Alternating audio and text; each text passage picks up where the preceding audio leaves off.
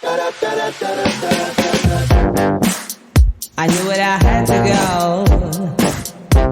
I thought that I forgot. Move a little faster. So give me a sign, baby. Alors bonjour à tous et à toutes, je vous souhaite la bienvenue dans ce 10e épisode du Podcastologue, le podcast consacré à l'industrie du podcast, à ce qui s'y passe, aux innovations, au matériel et évidemment à celles et ceux qui en font. Mon nom est Stéphane Berthomé et aujourd'hui je suis en entrevue avec Cédric Bécoq qui est directeur des contenus chez Acast. Donc vous vous en doutez, on va parler contenu, on va parler de Acast, on va parler du marché et on va parler un peu de ce qui s'y passe et de ce qui pourrait peut-être s'y passer à l'avenir si Cédric veut nous ouvrir sa boîte magique de lecture de l'avenir. Bonjour Cédric. Bonjour Stéphane, comment ça va ? Ça va très bien. Écoute, je suis ravi de te retrouver sur cet épisode du Podcastologue. Tu fais partie d'une des deux équipes francophones en pointe dans l'hébergement de podcasts. Je veux nommer Acast et Ocha. Alors, on n'ira pas sur le terrain de la concurrence et tout ça, mais j'aimerais quand même commencer par ce que tu nous places un petit peu dans le marché, la position de Acast par rapport justement à l'écosystème de l'hébergement francophone de préférence. Eh ben très bien. Donc j'espère que tout le monde est bien accroché sur tous ces bons détails techniques de l'écosystème du podcast francophone. Ben on est là pour renseigner des gens qui font du podcast, qui s'intéressent au marché. Et écoute, c'est quand même l'hébergement, c'est le pivot de la production et de la diffusion de podcasts. Donc vous êtes vraiment de plus en plus au centre de tout ce qui se fait. Mais en fait c'est marrant parce que alors une petite anecdote, la semaine dernière j'étais passé à France Inter sur Zoom Zoom Zen pour parler de podcast, très grand public, notre discours et tout ça. Mais du coup, ce qui était intéressant, c'est que pour préparer, il me disait oui, parce que l'hébergement, c'est super nouveau en fait. Dans l'univers, tu as des contenus sur le web. J'étais là genre, mais vraiment, vous vous rendez pas compte, tous vos sites web, l'intégralité de ce qui est fait en HTML depuis 92, c'est hébergé quelque part, quoi. Et c'est vrai que du coup, cette espèce de question que fait un hébergeur dans un écosystème média et dans un nouveau média comme le podcast, on a l'impression que c'est des nouveautés, alors qu'en fait, ça a toujours été un petit peu là. Ce qui change, et donc la place un peu de l'hébergeur aujourd'hui, c'est que dans un univers comme le podcast où c'est un écosystème ouvert, donc du coup l'idée c'est que le RSS il peut être distribué sur plusieurs distributeurs, Apple Podcast, Spotify, Podcast Addict, Castbox, Deezer, voilà tous les 92 autres. L'hébergeur il va concentrer l'hébergement des fichiers pour la distribution partout, alors qu'avant c'était YouTube qui hébergeait que pour YouTube et ainsi de suite. Et donc ce qu'on fait nous côté Acast, c'est que l'hébergement très principalement sert la mission de monétisation. Une des grosses différences d'Acast avec la plupart des autres boîtes qui vont héberger, c'est que Acast, la mission principale et le business model de la boîte, c'est la publicité. Donc c'est la monétisation. Et donc Acast s'est surtout fait connaître en 2014. Le contexte, c'est une boîte suédoise créée à Stockholm, donc en 2014, qui s'est surtout fait connaître. Ses premiers faits d'armes, ça a été d'inventer et de créer l'insertion dynamique de publicité dans les podcasts. Donc pour justement arrêter d'enregistrer en dur dans le fichier audio les publicités ou les sponsors et de pouvoir les changer un petit peu à la volée sans avoir à aller remonter et remixer le contenu. Et l'autre aspect, ça a été aussi d'aller, c'était la seule boîte européenne qui faisait partie des discussions du consortium IAB lorsqu'ils étaient en train d'élaborer la norme IAB en 2015. Donc du coup, ça a été aussi ce sujet de, pour monétiser, il faut une ad tech, voilà l'insertion dynamique de pub créée par Acast qui est devenue après une norme et remixée un petit peu dans tous les sens. Et évidemment, faut des stats sur lesquels les annonceurs ont confiance. Donc, qui de mieux aller voir que l'IAB, et le début de la norme IAB arrive, filtrage des IP frauduleuses et ainsi de suite et ainsi de suite.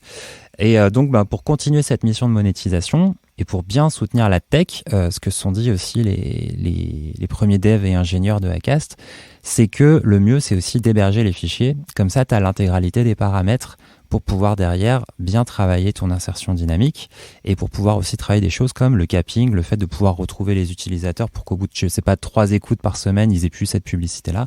Donc, ils sont devenus hébergeurs pour appuyer la mission de monétisation. Et même mon équipe... Par nécessité technique, quasiment. Alors, on peut le faire sans être hébergeur, mais du coup, il manque la moitié des paramètres pour pouvoir aller plus loin dans le ciblage. C'est un choix.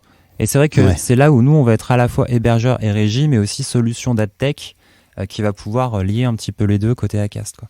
Et après, même mon équipe, l'équipe contenu, puisque moi je suis donc directeur des contenus France, et cette équipe-là qui est en charge de discuter avec les différentes typologies de créateurs, les médias, les studios, les indés, en fait, à l'origine, elle est faite pour aider les créateurs à développer un petit peu leurs écoutes, avoir un accompagnement sur tout ça et faire un lien avec la stratégie commerciale pour que leur stratégie édito puisse aussi se traduire en stratégie commerciale pour servir, encore une fois, la monétisation. Donc c'est un peu en ça qu'on est assez différents avec la plupart de mes petits camarades, que ce soit des hébergeurs ou des régies. C'est que la plupart de ceux qui ont un modèle d'hébergement, type Ocha, Audiomins et ainsi de suite, ils n'ont pas forcément ni d'adtech ni une régie directement associée à l'intérieur pour creuser un petit peu le sujet publicitaire. Et la plupart de mes petits copains qui sont régies, eux, ils vont pas du tout avoir la partie hébergement, suivi, compréhension des écoutes, des niveaux d'engagement, ce genre de choses dont les éditeurs peuvent avoir besoin. Donc voilà un petit peu la diff et la spécificité d'Acast sur ce marché. Ok, ça c'est un point que je découvre, c'est que finalement Acast, vraiment la mission de départ, c'était d'aller vers la monétisation, et finalement l'hébergement est devenu une solution par choix technique finalement pour faciliter le concept de départ. Ceci dit, et si j'ai bien suivi, par rapport à dans le marché actuel, Acast et Ocha quand même se trouvent plus ou moins, et tu vas certainement me contredire, mais se trouvent plus ou moins quand même dans la même logique, c'est-à-dire que bon, là maintenant on a vu que Ocha avait fait un partenariat avec Target Spot, donc eux aussi ils jouent de plus en plus dans la question de la monétisation. Puis on comprend que la monétisation est un enjeu très important, et que les méthodes de monétisation vont changer aussi. Comme tu le disais, au départ, on modifiait les fichiers pour insérer finalement une publicité, ce qui se fait encore aujourd'hui, une annonce de l'animateur, de l'animatrice directement dans le contenu, mais il y a la publicité dynamique maintenant qui intervient soit en pré-roll, soit en mid-roll, soit en post-roll, qui est finalement, faut l'expliquer aux gens, parce que j'ai l'impression que tout le monde, quand je parle avec des gens, tout le monde n'a pas la fine compréhension de comment ça marche. Mais tiens, explique-le-nous comment ça marche en gros cette insertion dynamique là, sans entrer dans les détails techniques, mais c'est un flot de publicités qui sont sélectionnées, qui vont rentrer. Est-ce qu'il y a de la géolocalisation systématiquement, etc. Alors oui, pour plein d'éléments. Comment ça se... expliquer l'insertion dynamique sans avoir un petit tableau pour faire des dessins. Allez, oui, mais parti. Là, bienvenue. Attends, parce que chez moi, il est 8h du matin. Toi, t'es déjà largement réveillé. Alors, non, mais c'est vrai, vas-y, Coco. Alors, l'insertion dynamique, c'est donc le fait de pouvoir, nous, on le fait à chaque requête. C'est-à-dire que ça, c'est aussi un peu la spécificité d'Acast, c'est que chacune des requêtes a sa propre logique d'insertion. C'est-à-dire que pour chaque fois qu'un auditeur sur n'importe quelle plateforme va appeler un épisode de podcast, ça va passer chez nous par ce qu'on appelle un ad broker qui va récupérer toutes les infos principales. Où est-ce que cet auditeur est situé? C'est-à-dire dans quel pays? Déjà, ça c'est quand même super important parce que sinon, t'as pas envie d'avoir les campagnes norvégiennes sur tes écoutes françaises. Donc, dans quel pays il est situé? Quel podcast il est en train d'écouter? Quel épisode? Cet épisode, il a été publié à quelle date? Ça peut aussi...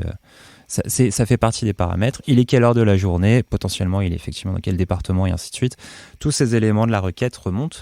Côté requête, le serveur qui reçoit la requête et qui va envoyer le fichier, il a aucune information de cookie. Il a juste les informations de l'IP, donc grosso modo l'origine de connexion, et il peut avoir les informations de l'UA, le User Agent, qui est donc l'appareil sur lequel, l'application sur laquelle tu es en train d'écouter un podcast. Apple, Spotify, Chrome, Safari, Deezer, whatever. Ok, on rentre dans le bois dur là. Si moi je suis connecté sur Apple Podcast, sur mon application d'Apple, que je suis connecté, donc je suis un user et je suis un utilisateur identifié. Vous, Apple ne vous partage pas systématiquement l'intégralité des informations qu'il dispose, c'est-à-dire justement si je suis un homme ou une femme ou ce genre de choses-là.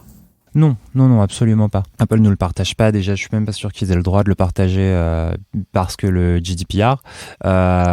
Et en plus, effectivement, c'est des datas qui sont des datas maison. C'est-à-dire qu'il y a aussi ce point-là de la certification et de la norme. Après, le point de la certification IAB, c'était aussi de sortir un petit peu de cette espèce de logique qu'on a sur le web depuis 20 ans, qui sont que les chiffres de YouTube, c'est YouTube qui les produit, c'est YouTube qui les publie, et il n'y a personne pour vérifier ça. C'est idem sur Instagram, sur TikTok, un petit peu, voilà. Donc il n'y a pas de tiers vérificateur de toutes ces stats-là depuis un moment. Donc ce qui fait qu'en 2017, là, quand le podcast, on va dire, recommence à émerger fortement avec les binge nouvelles écoutes, les médias qui commencent à lancer leur programme, c'est encore la guerre des datas, quoi. Enfin, les chiffres veulent pas dire grand-chose. Entre les mesures en redirect par des pods track et ainsi de suite, ça n'a pas de sens, quoi. Donc la norme jusqu'à IAB, aujourd'hui encore, elle a quand même volonté d'harmoniser tout ça, de mesurer un petit peu tout ça ensemble. C'est intéressant parce que l'IAB, il y a un channel Slack où tous les hébergeurs IAB sont connectés dessus. Dès qu'il y a un problème qui est soulevé, dès qu'il y a un problème qui a l'air d'apparaître, en fait, l'IAB détermine une façon de régler le problème, de recalibrer les écoutes que tous les hébergeurs IAB à travers le monde appliquent de la même façon. Donc il y a quand même une forme d'harmonisation, voilà, qui est assez propre. Et donc pour revenir effectivement derrière, les infos de Apple, elles sont pas IAB certifiées, c'est les infos maison de Apple. Bon, elles pourraient aider, elles peuvent aider à qualifier, mais à partir de là, dans ce cas-là, en quoi est-ce que les infos d'Apple, elles valeraient mieux que les infos de Spotify, qui valeraient mieux que les infos de Podcast Addict, voilà. Et donc en plus, ça, même si techniquement ça pourrait être fait, ça demande en plus d'avoir une couche de discussion avec chacun de ces acteurs-là pour avoir leur data et comment t'harmonises ça. Bref. Et de toute façon, à un moment, le podcast, en vrai, aujourd'hui, c'est très acheté et ciblé sur le contexte, c'est-à-dire le contexte d'écoute. Ça, c'est aussi quand même un truc qui fait du bien dans l'univers du podcast, c'est qu'on sort de la pure data et du pur web marketing, où tu achètes des bases de données croisées à d'autres bases de données, croisées à un historique de bases de données, et à la fin, t'achètes ça, ce qui est quand même beaucoup vendu ces 10 dernières années sur le web. Là, aujourd'hui, au podcast, dans le podcast, tu as des annonceurs qui disent moi, je vais acheter telle audience, et tu leur dis voilà, ça va être tel podcast, tel type d'audience, et ils sont obligés d'écouter le contenu pour se rendre compte de qui ils vont toucher. Donc, c'est presque une révolution, tu vois. Ils sont obligés de se réintéresser un petit peu au contenu sur lequel ils achètent, quoi. Donc, c'est plutôt chouette. Et du coup, ce côté contextuel, il est super intéressant. Il peut être nourri par des datas en plus, et on essaye quand même d'aller chercher de la data contextuelle homme, femme, tranche d'âge et ainsi de suite. Mais en vrai, le contexte des podcasts définit quand même principalement un peu le type de cible que tu as. Et on reboucle un petit peu sur l'insertion dynamique. Donc, on a ces infos un petit peu de requête machine. Et donc, où est-ce que tu es, ton IP, et ainsi de suite. Quel est le podcast que tu as demandé? Sur quelle plateforme tu l'écoutes? Et donc, on sait aussi quel podcast tu écoutes. En fonction de tous ces paramètres-là, et nous, l'adbroker, il va dire parmi toutes les publicités qui sont en ce moment bookées sur Acast, voilà, je sais pas, il y a 4 campagnes qui correspondent à ce targeting, à ce podcast. Ce podcast fait partie de telle verticale qui est ciblée. Donc, il y a 4 campagnes qui correspondent. Il va vérifier si l'utilisateur, il en a déjà écouté une des 4. Auquel cas, il va pas la renvoyer celle-ci. Il va vérifier aussi un petit peu les dates de fin de ces campagnes. S'il y en a une qu'il faut livrer un peu plus vite que d'autres, ce genre de choses pour essayer de tout livrer dans le bon sens. Et donc, il va faire ça. Il va calculer tout ça extrêmement vite. Et donc, sur la France, il va prendre une campagne française. Sur l'Angleterre, sur la même écoute, il va prendre une campagne anglaise et ainsi de suite. Il va l'intégrer dans le fichier. Il va envoyer le fichier. Et à l'écoute d'après, il va refaire la même chose, l'adbroker. Ça, c'est aussi une différence dans cette insertion dynamique à la requête. C'est qu'aujourd'hui, la plupart des insertions dynamiques, et en vrai, moi, j'en connais pas d'autres qui fonctionnent à la requête dans le monde aujourd'hui, elles sont encore en train de fonctionner par batch. C'est-à-dire que tu as 10 000 impressions de telle campagne qui sont envoyées, un peu en pack, quoi. Et puis après, ça passe à 10 000 d'ensuite, 10 000 d'ensuite, 10 000 d'ensuite. Et donc, il y a quelque chose qui manque. Ok, tu veux dire que chez vous, il y a entre guillemets une sélection fine qui se fait systématiquement à chaque requête. Ah bah oui. La question qui me vient par rapport à ça, c'est quelle est la marge pour le producteur ou le créatrice de contenu de sélection. Est-ce que moi, par exemple, en tant que créateur du podcastologue, je ne veux pas que des publicités soient sur les voitures, soient dans mon podcast. Est-ce que j'ai la possibilité de sélectionner des marchés que je ne veux pas en termes de publicité liés à mon contenu? Est-ce que c'est possible, ça? Ouais, absolument. Ça fait partie justement aussi des critères que va prendre en compte le fameux Adbroker, l'outil qui choisit quelles campagnes vont passer. C'est que chaque podcast sur Acast peut mettre en place sa blocklist.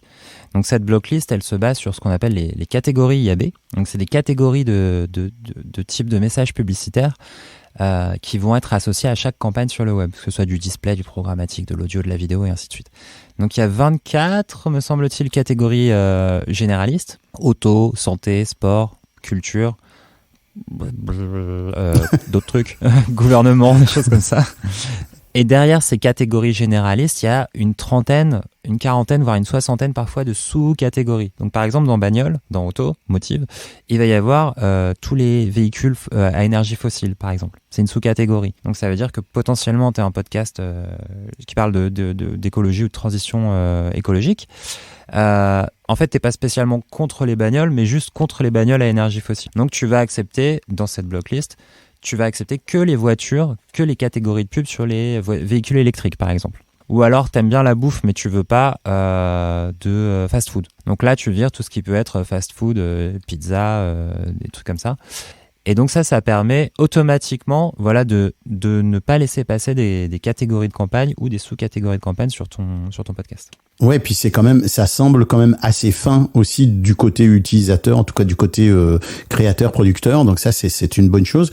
L'autre question qui me vient par rapport à tout ça, c'est les gains. Combien on gagne, ces campagnes-là, elles sont financées à quelle hauteur? Ça dépend. Les tickets d'investissement ou les tickets d'entrée, les tickets d'investissement dans le podcast, ils sont encore légers par rapport au marché de la vidéo ou même par rapport au marché de la radio traditionnelle, parce que mine de rien, c'est encore un média émergent pour la plupart des annonceurs. Après, ce qui est intéressant, c'est que le nombre d'annonceurs qui se mettent au podcast et les budgets investis dans le podcast grimpent et il y a des évolutions de l'ordre de 50-60% chaque année depuis 2019 en France, depuis ce qu'on voit, quoi, y compris pendant le Covid. Donc là, je veux juste préciser, donc vous constatez une augmentation de 50 à 60% des investissements pub chaque année. Ah oui, ouais. Ah ouais, c'est phénoménal quand même. Et même pendant le Covid, on est aussi sur un média où je pense qu'il y a beaucoup d'annonceurs ou d'agences qui rattrapent aussi un petit peu le train. Hein. C'est-à-dire qu'il y a eu des grosses phases et des moments il y a quelques années où il y avait beaucoup d'écoutes, beaucoup de choses qui se mettaient en place et où les annonceurs étaient encore un peu frileux. Et d'ailleurs, c'est marrant parce qu'au début d'Acast, en vrai, beaucoup des annonceurs et des agences médias, ils nous demandaient des titres connus, tu vois. Ils voulaient être rassurés, quoi. Ils voulaient investir sur des gens qui étaient soit connus, qui étaient safe, soit des titres de presse un peu traditionnels dont ils avaient l'habitude de travailler avec. Quelque chose qui ressemblait à ce qu'ils connaissaient déjà. Tout à fait. Et donc nous, il y a eu un gros travail d'évangélisation côté Acast, puisque on a quand même cette mission un peu principale de défendre aussi le podcast natif. Et on a fait un gros boulot pour les amener à aller investir ailleurs, aller écouter d'autres choses, aller tester un petit peu des nouvelles oreilles et des choses un peu plus engagées, un peu engagées et engageantes du coup. Et ça a été un gros boulot qu'ils ont apprécié et sur lesquels ils nous ont pas mal suivis. Et tu vois, c'est con, hein, mais un podcast comme Les couilles sur la table, où il y a couilles en plein milieu du titre, en 2019, c'était extrêmement difficile à positionner auprès d'annonceurs. Enfin, nous, on le positionnait, mais eux, ils étaient là, je peux pas proposer ça à mon client, vous êtes fous. Et aujourd'hui, c'est pas tout l'inverse, mais aujourd'hui, effectivement, c'est des choses qui sont rentrées dans les normes d'achat, quoi. Que le fait que les podcasts soient parfois un peu punk, que ça puisse ressembler un peu à de la radio libre, et que c'est l'inverse de ce qu'on peut trouver parfois en médias traditionnels, c'est quelque chose qui les attire. Et il y a un point aussi, c'est que là, il y a pas mal de gens en agence média qui écoutent des podcasts, surtout chez les plus jeunes, et qui du coup en fait sont eux-mêmes aussi générateurs d'idées. Il y a de plus en plus cette population-là de consommateurs de podcasts qui est un petit peu aux commandes dans les agences et qui pousse aussi un petit peu plus le curseur vers le podcast.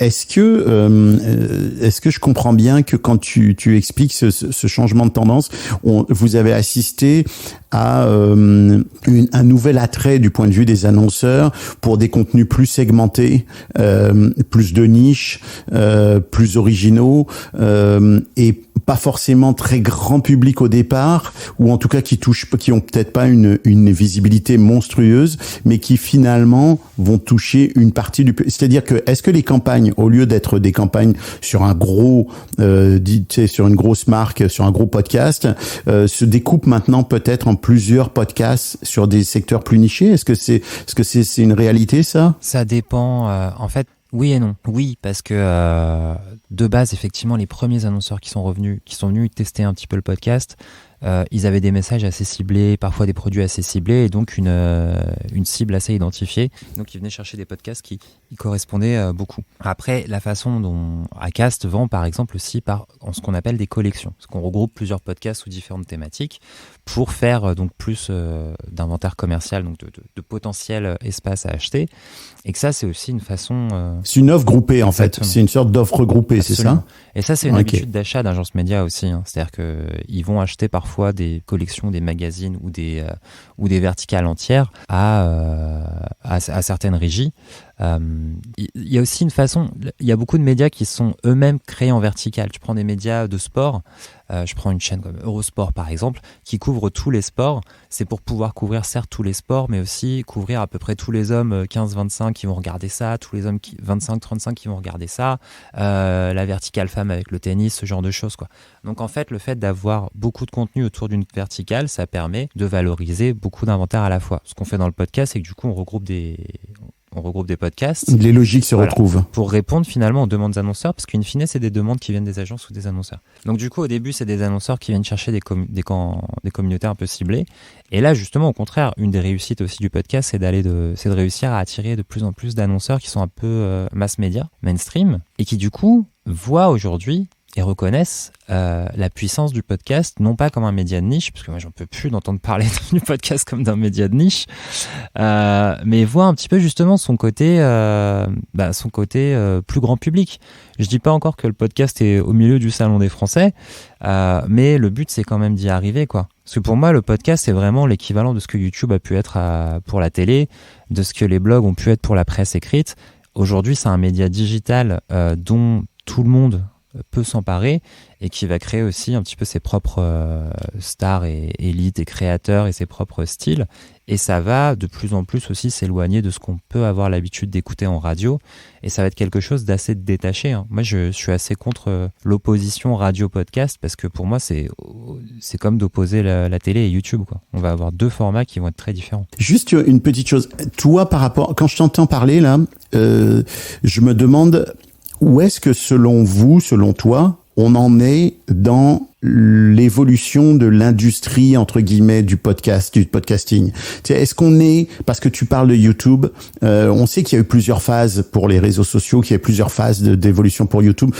Moi, j'ai par exemple, un avis sur la qualité de la production. On a vu que YouTube, à un moment donné, on est vraiment rentré dans une qualité de production, de contenu vidéo qui a fait une grosse différence. C'est-à-dire que finalement, les gens qui continuaient à faire des vidéos YouTube de mauvaise qualité, comme au départ, comme tout le monde finalement, ils ont disparu du marché. Et aujourd'hui, au bout de 3 secondes, si t'as pas un bel environnement, si t'as pas une belle image, tu zappes. Et ça devient, et il me semble qu'on rentre un peu dans cette logique-là avec l'univers du podcast. Et la sélection, elle va se faire surtout là-dessus. Mais vous, là, Acast, qui est un peu une sorte de noyau central qui voyait passer tous ces produits-là.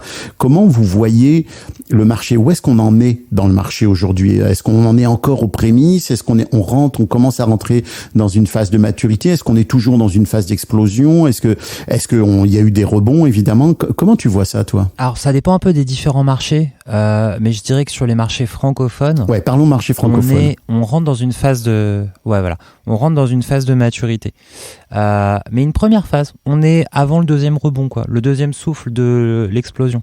Je m'explique sur ça, c'est que effectivement, on a eu, en vrai, le format, il existe depuis super longtemps. En France, je sais pas, le rendez-vous tech, ça à 12 ans, Arte Radio, ça 17 ans, Presque 20 ans, ouais. Enfin, un moment qu'il y a du podcast, Ah ouais, quoi.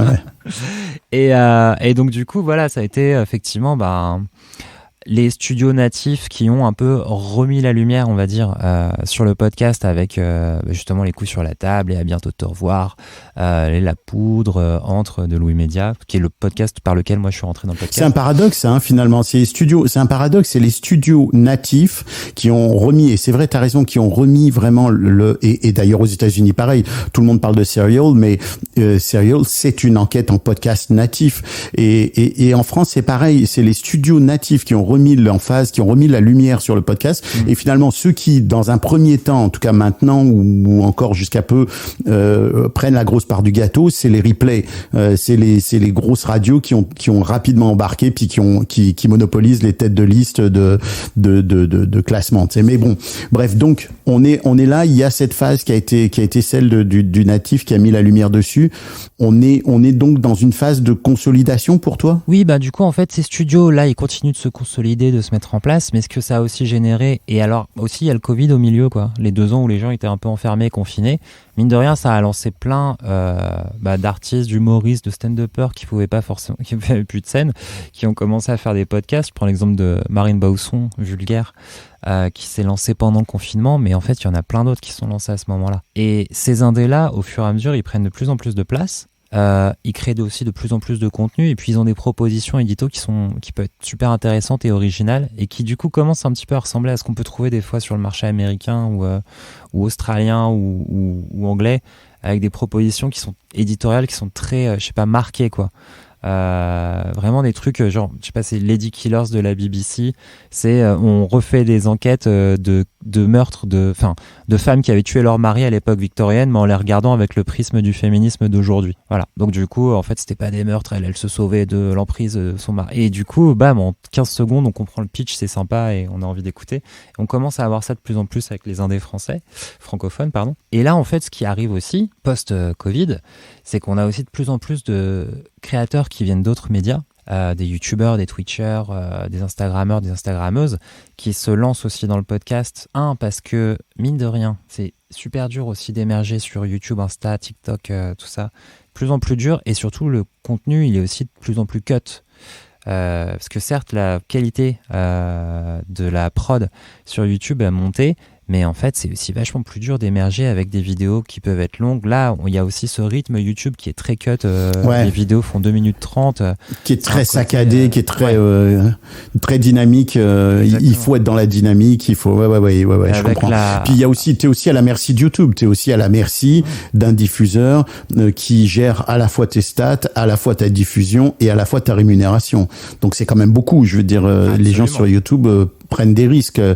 Si YouTube décide que ta vidéo va pas être monétisée, tu peux perdre une énorme partie de ton bénéfice quand tu es un YouTuber ou une YouTubeuse. C'est ce qui est arrivé à plein de YouTubers. C'est pour ça qu'il y a aussi plein de YouTubers qui s'intéressent au podcast de près en ce moment. C'est de se dire, je mets pas tous mes œufs dans le même panier. Il s'était déjà intéressé à Twitch, il commence à s'intéresser à TikTok, et du coup, dans le même élan, il regarde aussi ce qui se passe du côté du podcast, histoire que si un jour, effectivement, Google décide de sabrer les revenus ou de changer l'algorithme, ou de dire bon bah ça y est, dès que vous dites putain, maintenant vous êtes démonétisé, mal barré en France, et ben du coup au moins ils ont quand même d'autres trucs sur lesquels s'appuyer. Après je pense pas que YouTube va devenir aussi va complètement péter un câble et appliquer ce genre de choses, hein. On voit sur l'affaire des gros mots, ils sont quand même revenus en arrière super vite en disant on va faire une exception pour la France. C'est sympa les mecs. Ouais. Mais bon, eux-mêmes savent. C'est ça l'exception française. Le croissant et les insultes. Ouais.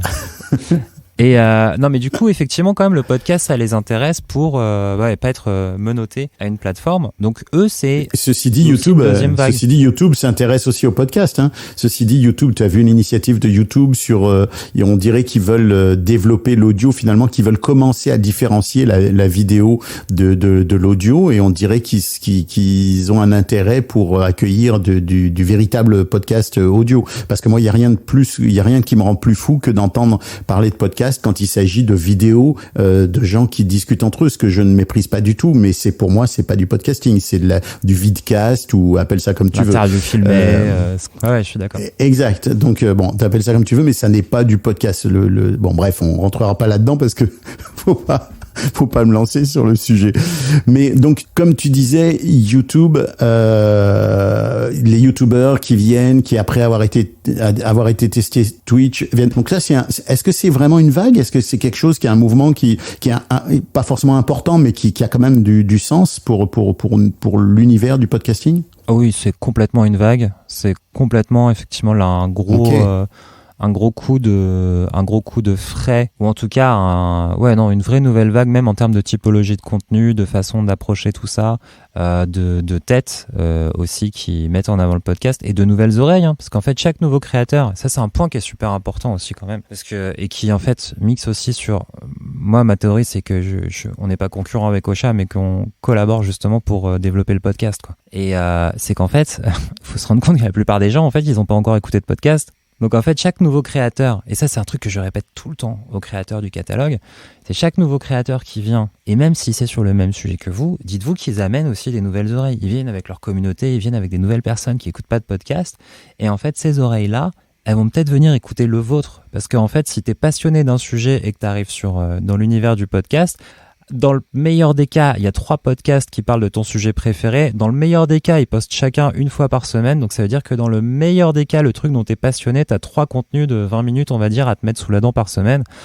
Franchement, il y a de la place, quoi. En fait, il y a encore beaucoup de place. Si tu vas sur YouTube, il y a 3 millions de contenus sur le moindre micro-sujet en podcast. En fait, on manque encore de contenu, hein, simplement. Je suis content de t'entendre dire ça, parce qu'il y a eu une vague d'articles récents qui, bon, pour moi, sont complètement biaisés, puis sont des articles qui sont des pièges à clics sur il y a eu 80% de podcasts en moins en 2022 par rapport à 2020, etc. Bon, ok, on a compris ce qui s'était passé. Arrêtez de nous rabâcher des conneries. Mais je suis content de t'entendre dire ça, parce que ce que ça veut dire, c'est qu'il n'y a pas non plus trop de podcasts, parce que ça, c'est quelque chose qu'on entend beaucoup ces derniers temps. Il y a trop de podcasts, il y a trop de contenu audio. Bah, quand tu vois le nombre de livres qu'on peut consulter sur la planète, déjà, et puis comme tu dis, sur YouTube. Donc, pour toi, il y en a pas trop. Moi, j'ai un peu l'image de, tu sais, c'est un peu, pour moi, tout est collaboratif. C'est-à-dire que il y a un peu l'image de, est-ce que entre choisir d'aller faire tes courses, tes commissions dans une rue où t'as une quinzaine de commerces, et choisir d'aller faire tes commissions dans une rue où t'as un seul commerce, qu'est-ce que tu vas choisir? Moi, je vais aller dans la rue où j'ai la possibilité de rentrer dans une vingtaine de magasins différents, de regarder des trucs, de comparer, de me promener. Bon, bah, c'est un peu pareil. Si tu as une offre qui comporte et en plus 36 solutions différentes, bah, tu vas... En plus, ta rue... Pardon. Bah, vas-y. En plus, ta rue avec tes 15 magasins, comme il y en a 15, ils vont tous essayer de proposer des trucs un peu plus cool. C'est bénéfique. Au fond, tout ça, c'est très bénéfique. Là, pour l'instant, on est loin d'être à la saturation. Tu me le confirmes. Ah, bah oui, absolument. Mais vraiment, en fait, j'avoue, sur la même vague d'articles récents sur... Alors l'un des pires, je crois que c'était vraiment un article américain qui était là, 2022, c'est l'année de la mort du podcast, avec une pierre tombale sur le truc.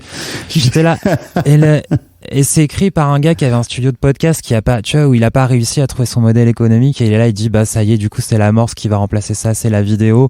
T'es là genre, mec, mais tu vois pas que vraiment la vidéo, là on arrive à un moment où c'est en train de coincer, où la plupart des créateurs vidéo, ils sont en train de se barrer sur d'autres formats, et toi t'es là, détente, le podcast est mort en 2022, la vidéo c'est le futur. Mais quel niveau de mauvaise foi.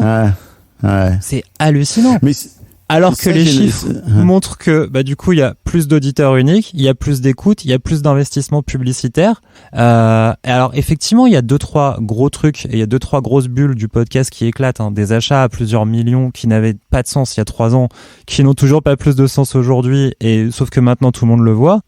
Oui, bah ça s'est arrêté, mais ça n'aurait pas dû commencer. Ouais, c'est ça. Il y a des gens qui sont de mauvaise foi, clairement. Tu sais, je veux dire, là on est rentré dans une phase où on fait des articles sur le podcast comme on fait des articles sur Netflix, comme on fait des articles sur les people, etc. C'est-à-dire, on cherche à attirer l'attention avec des trucs chocs. Bon, ok, ça on l'a compris. Ça c'est la mauvaise foi. Mais il y a aussi une catégorie de gens qui analysent mal les données, qui considèrent que sur une industrie qui en gros a 5 ans de vrai démarrage, dont 2 ans de Covid, on peut tirer des conclusions. Alors que bon, quand on regarde, quand on travaille un peu sur les questions statistiques, on comprend bien que on a une aberration statistique en 2020 et 2021. Bon, ça c'est compréhensible, mais il y a un truc qui est aussi qui semble aussi à la mode, c'est de casser du sucre sur le dos du podcast en ce moment.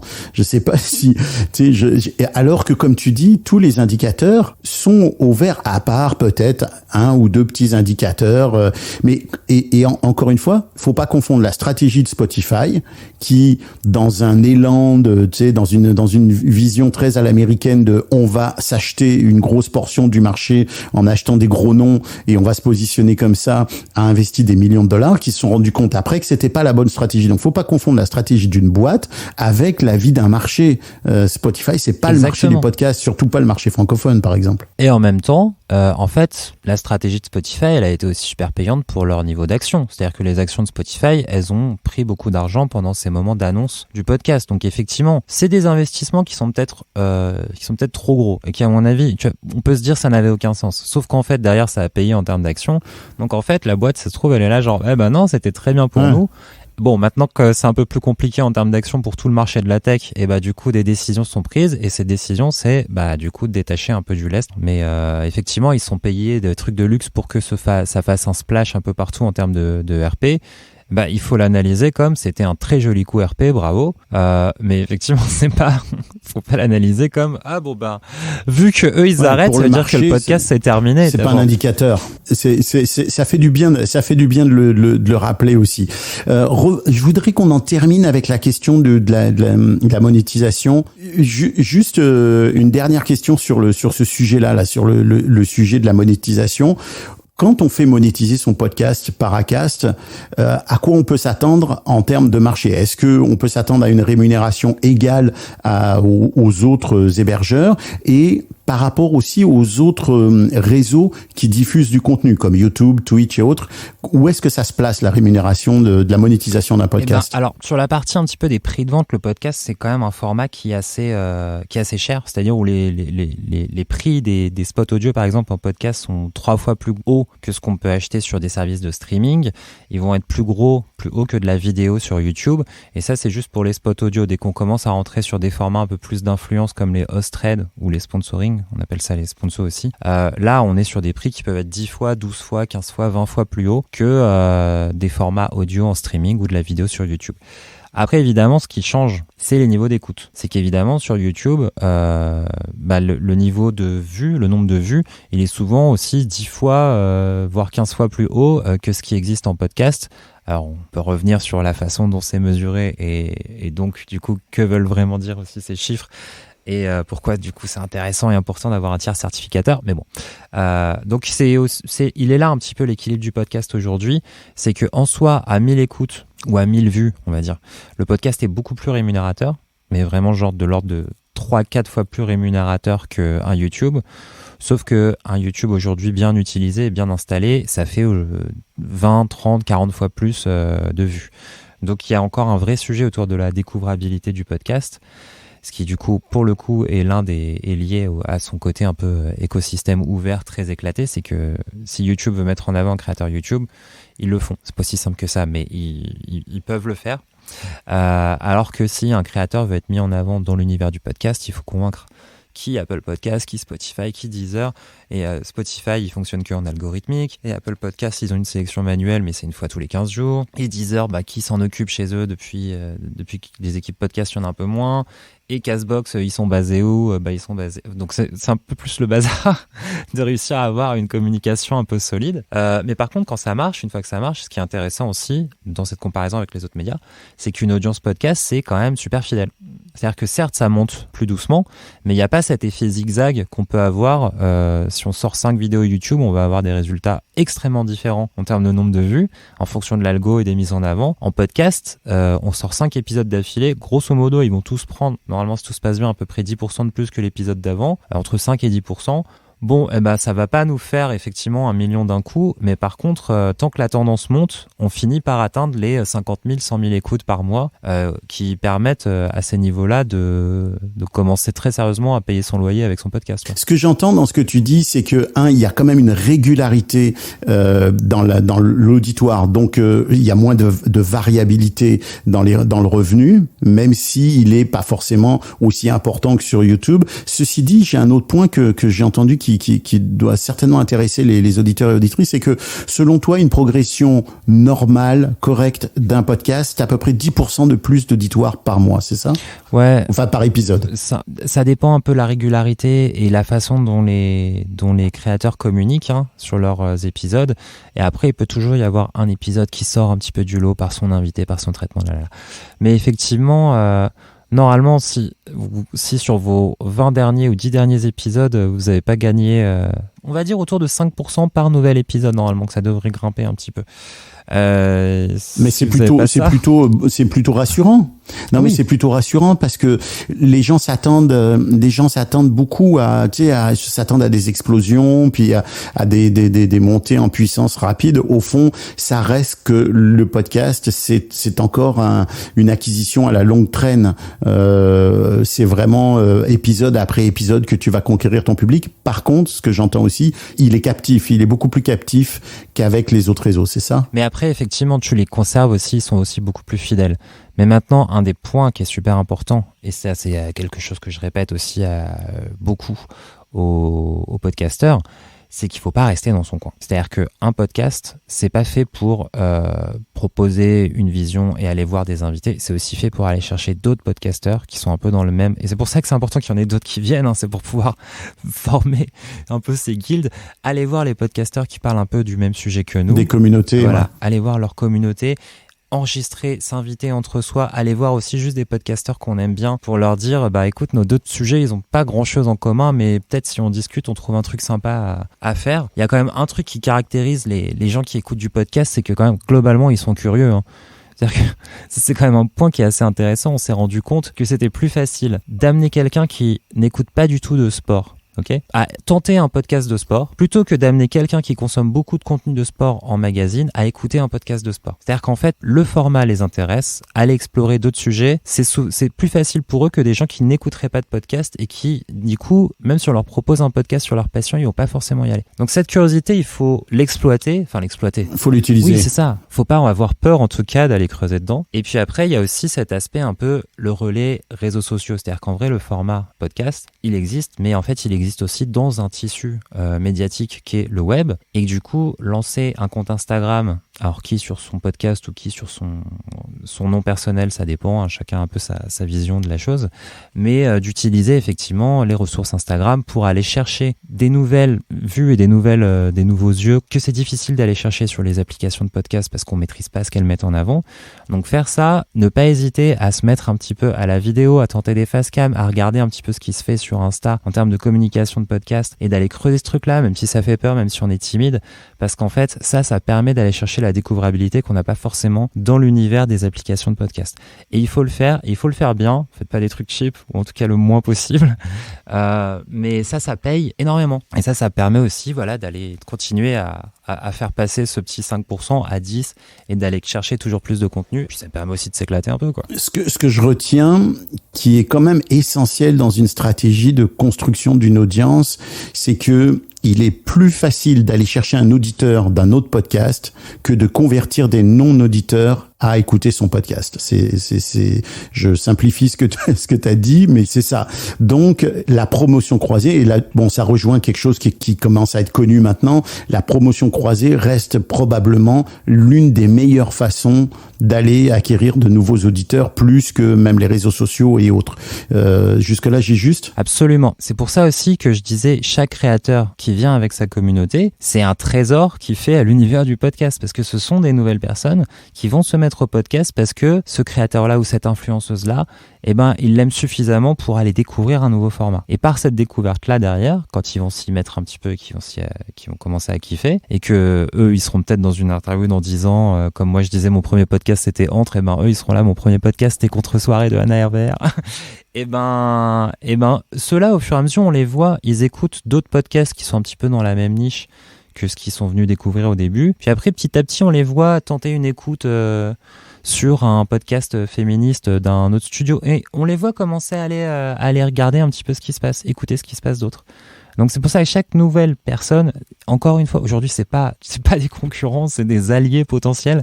Et du moment qu'on réussit à avoir un petit peu cet état d'esprit, et de se dire, en fait, je suis pas là dans le podcast pour bosser tout seul, mais je vais aller à la rencontre des autres gens, c'est là que ça fonctionne. C'est positif. Parlons un peu de l'IAB parce que t'en as parlé tout à l'heure. je trouve que c'est un élément central dont on parle pas beaucoup dans l'univers du podcasting, peut-être parce que il semble un peu complexe à comprendre, alors qu'en fait c'est tout simplement une norme qui est mise en place, qui est une norme qui concerne tous ceux qui produisent du contenu et qui peuvent l'utiliser. Est-ce que tu penses que l'IAB va vraiment faire une différence dans les années à venir, apporter vraiment un gros plus à l'industrie du podcast? Je pense oui, parce que quand on regarde dans le passé, ça a quand même permis de planter des fondations. Alors, c'est pas des fondations que le grand public comprend forcément. C'est-à-dire, les écoutes de podcasts, aujourd'hui, c'est un truc qui intéresse les podcasteurs, les agences médias qui intéressent le business du podcast. Mais en vrai, de la même façon que les études de médiamétrie sur la télé, ça intéressait pas le grand public, quoi. Mais c'est important de savoir comment ça fonctionne quand tu travailles dans le milieu. Donc, du coup, l'IAB a quand même amené pas mal de fondations, parce que vraiment, moi, je me souviens de 2017 et le bazar avec les podtracks et les trucs comme ça, et les redirects où tu pouvais juste afficher une page avec 50 redirects dessus et hop, t'avais 50 écoutes. Où t'avais pas de filtrage, enfin bref. Ouais, mais ça faut le redire quand vous recevez des courriels de Podkite, Podtrack, Podmachin. D'abord, regardez simplement 2 courriels de 2 compagnies qui vous donnent votre classement. Vous allez voir que vous avez des classements différents pour les mêmes semaines, pour les mêmes périodes. Donc déjà, c'est qu'il y a un problème. Et ensuite, effectivement, on comprend très bien que c'est fantaisiste. Donc la valeur ajoutée de l'IAB, c'est d'apporter des règles, hein, c'est de mettre en place des règles. Exactement, t'as raison. On va peut-être redéfinir un petit peu ce que fait l'IAB. Donc l'IAB, c'est le Internet Advertising Bureau qui existe depuis 24 ans et donc qui définit en fait les règles des formats publicitaires sur Internet. Donc à la base, il certifie tout ce qui est format display, les dimensions, les choses comme ça, les règles techniques des formats publicitaires. Et sur le podcast, donc ils ont travaillé depuis 2015, ils ont commencé à élaborer cette norme qui n'est pas un truc sur lequel l'IAB allait habituellement, mais cette norme d'écoute de podcast, comment est-ce qu'on comptabilise une écoute. Et donc ils ont fait un consortium, travaillé avec plusieurs hébergeurs, avec des missions de monétisation, donc comme Acast, Art19 et d'autres américains que j'ai oubliés, pour dire ok, comment est-ce qu'on compte une écoute de podcast. Les 3 grands éléments qui en sont sortis, c'est il faut que ce soit évidemment une écoute humaine. Comment est-ce qu'on prend une écoute humaine? On va filtrer de base tout ce qui est IP frauduleuse, spider, bots, tous les trucs un peu automatiques sur le web que l'IAB recense depuis 20 ans. Donc tout ça, c'est filtré par la liste IAB. Puis deuxièmement, il faut qu'il y ait un minimum d'écoute. Et donc pour calculer ce minimum d'écoute, qui est environ de 60 secondes, l'IAB attend que suffisamment de données du fichier soient téléchargées pour dire là ça a téléchargé suffisamment de fichiers, donc ça veut dire que l'utilisateur il a passé au moins 60 secondes à écouter ce podcast, donc là on va valider. Ce 60 secondes il est en droite ligne de l'univers du streaming chez Spotify, Deezer. Avant qu'une chanson soit comptée comme écoutée, il se passe 30 secondes. On lance un stream, on lance une musique et donc il est compté comme lancé, mais c'est au bout de 30 secondes seulement que ça devient un stream écouté, et donc après qu'il y a une comptabilité différente qui se met en place avec les maisons de disques. Donc du coup c'est ça qui est intéressant, c'est que finalement les outils de streaming c'est parmi ceux qui comptent le mieux le podcast, parce qu'ils appliquent la même chose, et qu'en streaming, comme ils payent pour ces contenus, ils n'ont pas tendance à surgonfler leurs chiffres. C'est intéressant. Ouais, c'est intéressant. Il y a un autre point aussi, c'est l'unicité de l'écoute. C'est-à-dire que si je me trompe pas, il y a donc le fait que ce soit une véritable écoute, et ça c'est très important parce que ça doit inciter les gens à ne pas faire appel aux fermes à clics et autres gens qui vont leur écrire sur les différents réseaux pour leur proposer pour 10 euros 10 millions d'écoutes. J'exagère à peine. Et d'une part, et d'autre part, donc il faut que ça soit humain, il faut que ça dure 60 secondes, puis c'est mesuré en téléchargement de contenu en fait. Et le troisième point, c'est il faut que ça soit une écoute unique, c'est-à-dire que faut pas qu'il y ait une récurrence trop. Je crois que c'est 24. C'est combien? C'est 24 heures. C'est 24 heures le windowing, c'est-à-dire que le même IPUA qui écoute un épisode, même si elle l'écoute 140 fois en 24 heures, ça va être compté comme une seule écoute. Si tu commences un épisode de 2h30, que tu commences le lundi et que tu le termines le mardi, ça va être compté une fois le lundi, une fois le mardi, s'il y a 24 heures qui sont passées. Mais en gros, effectivement, c'est pour éviter, c'est aussi pour contrôler ce truc-là. Ce windowing, d'ailleurs, c'est quelque chose qui a été de plus en plus repris et suivi et réappliqué à la hausse vers les 24 heures par la CPM en France. La CPM qui s'est lancée en 2000. C'est récent, hein. C'est récent la CPM sur le podcasting. Hein.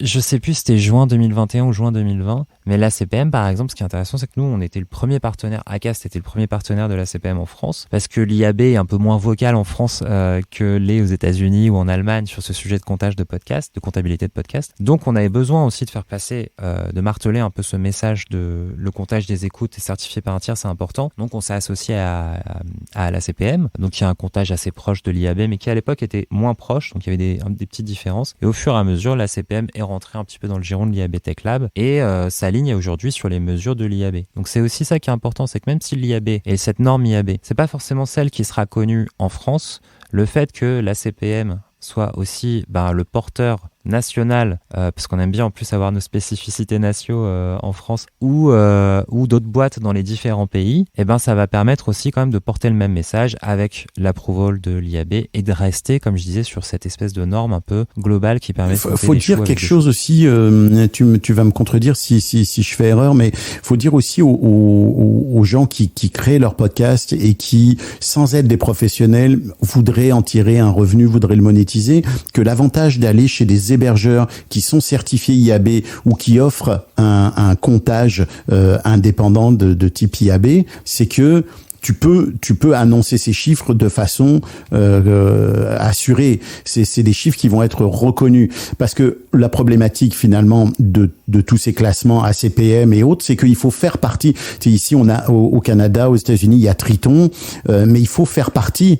Il faut payer, et des fois, on parle de milliers de dollars par an pour entrer dans le système de comptabilisation. Ouais. Donc c'est un peu ridicule. Tu vois, j'ai vu récemment passer un bilan des meilleurs podcasts canadiens, et tu vois que au fond, ce sont uniquement des grands médias qui ont les moyens de se payer l'adhésion à ce type d'organisme de comptage, et que cette adhésion-là, elle n'est pas ouverte à d'autres podcasts indépendants qui pourtant ont des codes d'écoute qui sont bien supérieurs à celles qui apparaissent en tête du classement. Donc c'est complètement faussé. Absolument. Et l'avantage d'avoir un comptage IAB chez son hébergeur, assuré par l'hébergeur ou en partenariat avec l'hébergeur, c'est que quand tu es chez cet hébergeur-là, et c'est valable pour Acast et Ocha aussi d'ailleurs, tu sais que tu peux dire, voilà, moi j'ai un comptage qui est réellement validé par l'IAB, donc ça vaut le coup, ça a de la valeur, ça a beaucoup plus de valeur d'ailleurs que les autres. Effectivement, parce qu'il a la valeur première sur laquelle effectivement les autres classements. Alors les autres classements, ceux pour lesquels on paye souvent pour être dedans, c'est effectivement une autre vision marché. C'est que souvent c'est des marques médias. Il y a quelques indés maintenant qui y aillent, mais effectivement ils restent dans cette espèce de compète entre les médias. C'est qui est le plus gros pour avoir l'œil et l'attention des annonceurs et des agences. Après effectivement quand on est un petit indé, ça peut être intéressant d'y aller quand on n'est pas un petit indé, parce que quand on est un petit indé, ça sert à rien de payer de l'argent pour se retrouver 74e du classement, quoi, par exemple. Voire plus, parce que c'est énormément de replay. Alors, non, mais c'est vrai, c'est essentiellement de replay. C'est ça, je vais le dire, moi. C'est essentiellement des podcasts, des grands organes de presse, des grandes radios. Puis c'est pas une critique, c'est normal quand France Culture, quand France Inter, quand les autres font. C'est ça, c'est une mécanique. On va avoir une différence. Il y a une petite différence en France, effectivement, entre le classement médiamétrique qui, historiquement et traditionnellement, c'est beaucoup de radio replay. Et là, effectivement, on va avoir les France Inter et ainsi de suite et machin. Et le classement ACPM où il y a beaucoup plus de natifs. On va avoir la presse écrite et tout ça, même si maintenant il y a énergie et que ça permet aussi, c'est pas inintéressant. Mais t'as raison que jusqu'à présent, en France, il y avait deux classements pour deux typologies, on va dire, de producteurs de podcasts. Oui, et puis pour deux clientèles différentes, à l'attention de deux clientèles différentes qui regardent ces classements. Donc, nous, on s'adresse aux podcasteurs et aux podcasteuses indépendantes ou aux petits studios ou aux gens qui veulent vraiment aller dans cet univers-là et y trouver leur place.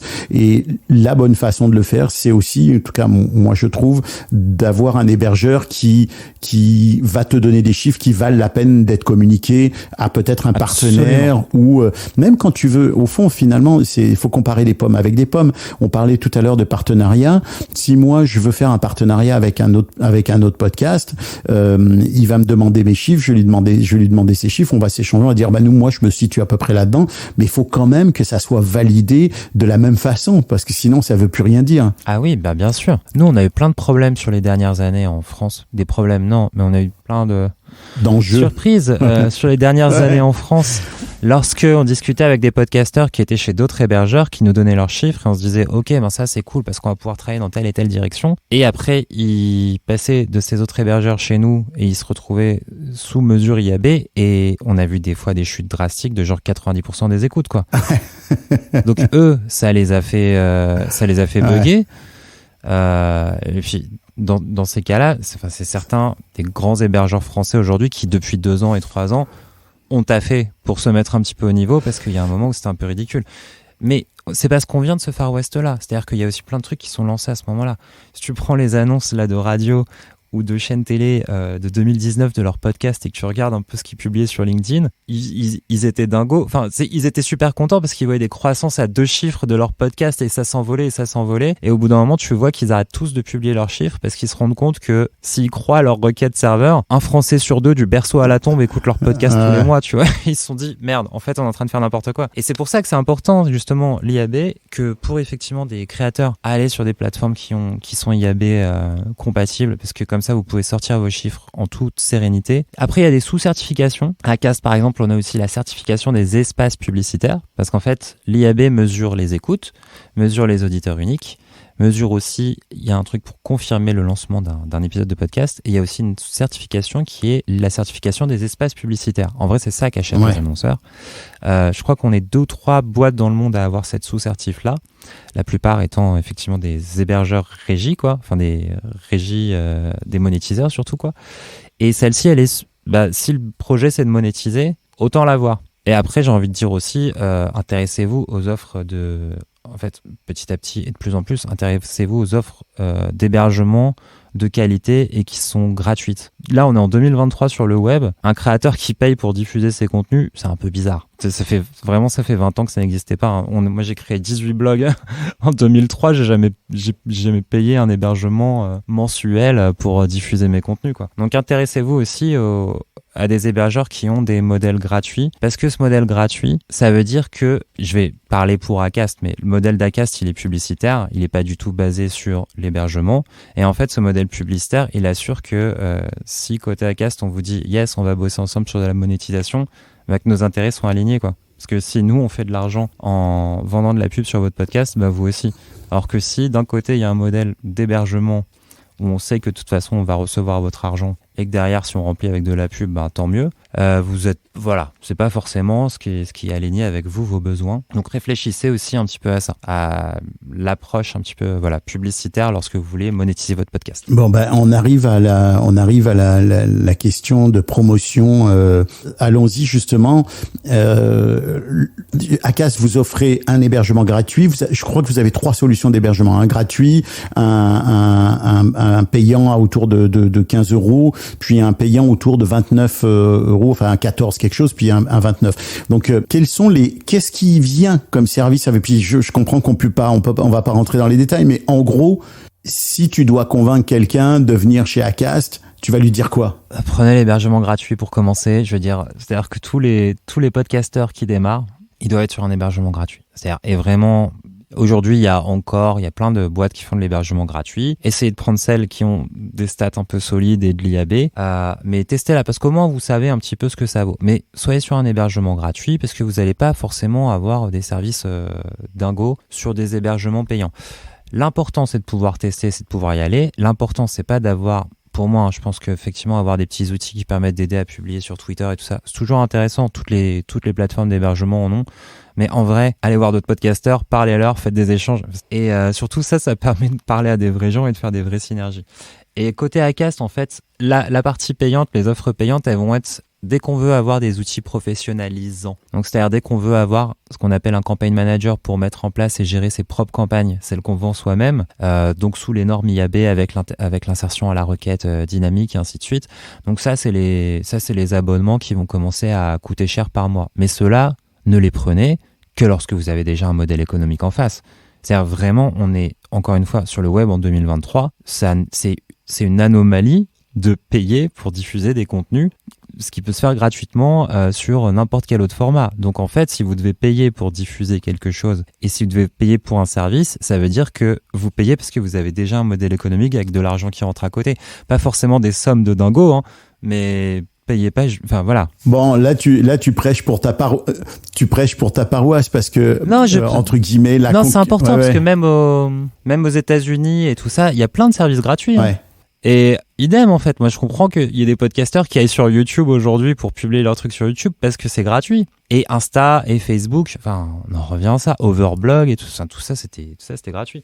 Donc c'est important. Pourquoi ? Parce que surtout pour les débutants, c'est important pour que les débutants que vous puissiez y aller, que vous puissiez tester des trucs sans que ça coûte des sous et après payer dès que vous savez pourquoi vous payez. Et vers quoi vous allez et en quoi ça va vous faire gagner des choses. Donc je pense que ça c'est important, c'est un de mes premiers conseils. Et du coup donc allez voir tous les podcasteurs, allez voir les podcasteurs, tissez des ponts, tissez des liens, construisez des ponts, bâtissez des ponts, tissez des liens. Allez voir les gens sur Insta, allez voir les podcasteurs qui vous kiffez. Ne vous privez pas de leur proposer des collabs, d'essayer d'expliquer tout ça, présentez-leur vos chiffres, dites-leur je sais que je suis encore petit mais je fais ça m'intéresse vachement. Soyez créatifs parce que c'est aussi sur ça que ça va se jouer au fur et à mesure. Et donc dans les services que nous on va offrir, parce que c'était ça la question. Donc ça dans les services d'offres, ça c'est l'offre. La partie gratuite et payante avec le campaign manager, tout ça c'est l'offre qu'on a à face publique. Après, moi, mon équipe, l'équipe contenu et l'équipe de la régie d'Acast, elle travaille sur une autre partie qui est ce qu'on appelle le réseau de créateurs Acast. Et donc là, c'est un réseau sur lequel on a un contrat avec chacun des créateurs ou des médias ou des studios pour travailler plutôt sur effectivement des stratégies très fines et plus fines d'analyse et de développement d'audience, d'accompagnement sur des lancements sur lesquels on va aussi essayer de les aider à être mis en avant chez des Apple, chez des Amazon, chez des Spotify et ainsi de suite, sur lesquels en termes de stratégie de monétisation, ça va être beaucoup plus avancé et on va travailler ça de façon beaucoup plus puissante. Après, ce réseau, au fur et à mesure, en fait, il demande aujourd'hui maintenant d'avoir un certain minimum d'écoute. C'est-à-dire qu'au fur et à mesure, entre 2019 et 2023, effectivement, l'offre a changé, la taille de ce réseau aussi, et qu'aujourd'hui, le but, c'est pas qu'il soit ouvert forcément à tout le monde, mais qu'il soit ouvert à des podcasteurs sur, je sais pas, telle ou telle niche de contenu sur lesquels il y a potentiellement des demandes commerciales, mais il n'y a pas encore suffisamment de contenu. Ou alors sur des choses qui créativement ramènent un petit peu quelque chose un peu différent, sont différenciants. Donc ce qu'on veut, c'est ce réseau aujourd'hui. Là, il n'y a pas de places qui sont ouvertes, ça va se rouvrir vers mai pour reprendre un petit peu des gens dedans. Mais tous les gens qu'on fait rentrer maintenant dans ce réseau-là, on va avoir une stratégie de développement commercial et ou de développement d'audience sur cela. Donc ça, c'est pas un truc qui est ouvert à tout le monde. Donc c'est un vrai accompagnement. Voilà, c'est le cœur de la machine. Ouais, c'est-à-dire que si un podcasteur, une podcasteuse qui a un réel potentiel, qui a déjà un auditoire, veut lancer un nouveau contenu, idéalement venir travailler avec dans ce réseau-là, intégrer ce réseau-là, ça va l'aider, vous allez l'encadrer, vous allez le ou la conseiller, etc., etc. Mais je t'aurais dit oui en 2019. Maintenant, c'est un peu différent. C'est-à-dire que ce nouveau contenu, on va pas le prendre avant le lancement, par exemple. On va laisser, et donc souvent ce qu'on dit aux gens, c'est effectivement d'aller sur l'hébergement gratuit d'Acast. On suit tout ce qui se passe aussi sur l'hébergement d'Acast, tout ce qui est en train de se passer, qui est pas dans le réseau de créateurs. Moi, j'ai mes petits dashboards et je regarde quand même ce qui est en train d'arriver, ce qui se passe, les niveaux d'écoute. Et au bout d'un certain moment, nous-mêmes, on va aussi aller les chercher. Souvent, c'est là qu'on va creuser justement pour les nouvelles places qui s'ouvrent dans le réseau. Mais effectivement, aujourd'hui, sur quelqu'un qui se lance, on va pas forcément tout de suite le faire entrer dans le réseau. On a quand même besoin, parce que sinon on peut passer de minuit à 23h59 tous les jours, y compris le week-end, à passer des coups de fil et à accompagner des podcasteurs. Aujourd'hui, là, on est 4 dans la partie contenu. Donc on a besoin aussi de voir que c'est des podcasteurs, honnêtement, que ce soit des gens qui sont un peu déterminés, qui ont déjà un petit peu ces mécaniques d'aller chercher des podcasteurs qu'on voit qu'ils sont un peu réguliers, que leurs audiences progressent, même si ça fait pas encore des 50 000 écoutes par mois, des 30 000 écoutes par mois, de voir que ces éléments-là montrent qu'il y a un vrai travail qui se fait un petit peu d'aller bosser ensemble et d'aller chercher du marketing et d'aller savoir un peu se débrouiller. C'est cela aujourd'hui qu'on va chercher pour intégrer le réseau. Mais vous êtes pas loin, je me trompe, ou on pourrait quasiment qualifier ça d'un travail d'agence, ce que pourrait faire par exemple une agence pour un YouTuber d'une certaine façon, non? Alors pour le coup, YouTube avait une catégorie d'employés qui s'appelait les partner managers ou les content managers qui faisaient effectivement ce genre de taf. C'est pas tant un travail d'agence parce qu'on n'est pas agent et que on va les représenter juste commercialement. Non, mais tu comprends ce que je veux dire. Dans le mode opératoire, l'agent finalement, l'agence va chercher exactement ce que tu m'expliques, c'est-à-dire promouvoir les contenus, renouer des liens avec les diffuseurs, améliorer la qualité du produit, etc. Exactement. Encore une fois, agent. Pour moi, c'est un mot qui est un peu fort. On va être on va être guide. On va essayer de guider, de guider ces podcasteurs, de leur filer des conseils, d'analyser un petit peu leurs écoutes, d'analyser comment ça se passe, et quel est le niveau de fidélisation. C'est une métrique qui est ultra importante pour moi et pour l'équipe en France. Le niveau de fidélisation, par exemple, c'est le nombre d'épisodes écoutés par auditeur unique. Par mois ou par semaine, mais par mois. Ce niveau de fidélisation, s'il est en dessous du nombre de la périodicité, c'est-à-dire du nombre d'épisodes publiés par mois, ça veut dire qu'on a un podcast qui n'a pas encore entièrement fidélisé son auditoire. S'il est au-dessus, très bien, ça veut dire que les nouvelles personnes qui arrivent, en plus, ils sont en train de se faire un petit peu le back catalogue. Maintenant, cette fidélisation par rapport à un podcast, si on voit qu'elle est 6 fois plus haute sur un Apple que sur Spotify, ce qui est souvent le cas, les applis de podcast, elles fidélisent beaucoup mieux que les applis de streaming. Normal, parce qu'elles sont dédiées au podcast, on reçoit une notification à chaque nouvel épisode et ainsi de suite et ainsi de suite. Donc c'est tout le temps vraiment le truc de choix à mettre en avant lorsque vous dites suivez-moi en podcast sur telle et telle plateforme. Mettez bien en avant les applis de podcast parce que c'est là où les gens ils vont vous écouter le plus souvent. Mais gardez quand même les services de streaming parce que c'est là où ils vont souvent vous découvrir. Mais il faut le savoir. Écoute, c'était vraiment une entrevue un peu pointue peut-être, mais moi en tout cas je l'ai trouvée intéressante. J'espère que les gens vont la trouver intéressante. En tout cas, ce que je constate, c'est qu'il y a beaucoup de choses à découvrir, à comprendre, à apprendre encore une fois sur cet univers du podcast. Puis je te remercie pour la générosité, la disponibilité là dont vous avez fait preuve. Je trouve que les hébergeurs français sont quand même des belles mécaniques dans l'univers du podcast parce que vous êtes disponible, vous êtes, puis je mets tout le monde dans cet ensemble là. On sent que vous voulez dynamiser le marché, que bien sûr vous êtes des entreprises commerciales, mais il y a quand même un sens du service, puis il y a un sens du marché qui est vraiment cool. Il y a un sens de la relation aussi avec les podcasteurs, les podcasteuses qui est important. Alors je pense que c'est important de le souligner aussi, ça. Allez, parlons d'avenir. Qu'est-ce que tu vois pour finir cette discussion? Comment tu vois l'avenir du podcasting francophone là? Qu'est-ce qui va se passer selon toi dans les prochaines années? Je pense qu'on va continuer à beaucoup explorer et exploser en fait les limites du podcast. On parlait là un petit peu de limites techniques et effectivement de toutes les nouvelles choses qu'on pourrait faire avec des RSS dynamiques, des méta RSS, des fils agrégés, des choses comme ça. Ça va effectivement, ça peut redynamiser ou créer quelque chose en termes de conso et de découvrabilité des podcasts. Mais je pense qu'en fait là, ce qui va aussi surtout se passer, et ce qui est intéressant avec la nouvelle vague un peu de créateurs, justement des influenceurs, des gens qui viennent avec plein d'idées créatives et qui les ont déjà étraînés sur d'autres médias, c'est qu'en fait ils changent aussi un petit peu le format. Ils changent les codes du podcast. Ils l'éloignent un petit peu de ce côté qui pouvait être un peu élitiste du podcast documentaire ou du podcast enquête ou du podcast ultra engagé militant. Ils viennent ramener un petit coup de mainstream et de frais et parfois juste en fait de vulgarisation. Et en termes de prod et de choses comme ça, il y a encore plein de trucs à explorer. Et je pense que là, effectivement, on est au début d'une deuxième vague de podcasts qui va être super intéressante en termes de créativité. Et je pense que c'est sur ça que ça va se jouer aussi sur les années à venir. C'est que c'est les prochains niveaux d'écoute, à mon avis, ils vont être aussi très très très drivés par qu'est-ce qu'on amène un petit peu de neuf dans la fête, quoi. Exact. Alors écoute, on se souhaite que ce soit la fête encore pendant très longtemps. En tout cas, il y a plein de... moi, j'en suis sûr, par contre. Bah oui, je le pense aussi. Et il y a plein de belles choses qui viennent pour les prochaines années.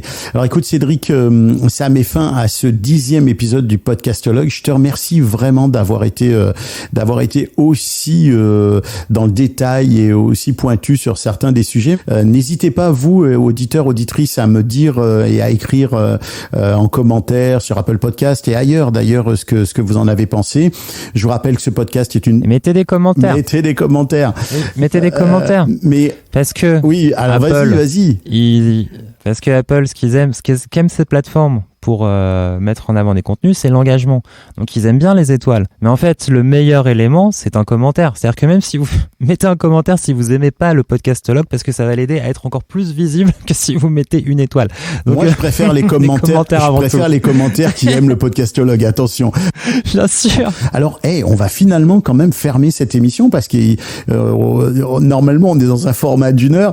Alors donc je vous remercie de l'avoir écouté, Cédric. Je te remercie encore une fois. Avec plaisir. Ce podcast, c'est une production GoScript Media. Il est réalisé par moi-même. La musique d'intro et d'outro provient du catalogue musical de BAM Music, notre partenaire. Et je remercie aussi notre autre partenaire, Eddy Sound.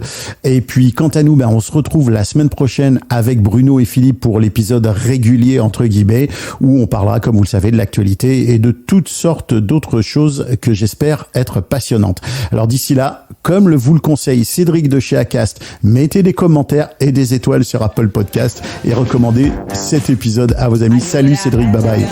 Merci tout le monde, merci Stéphane. I thought that I forgot. Move a little faster. So give me a sign, baby.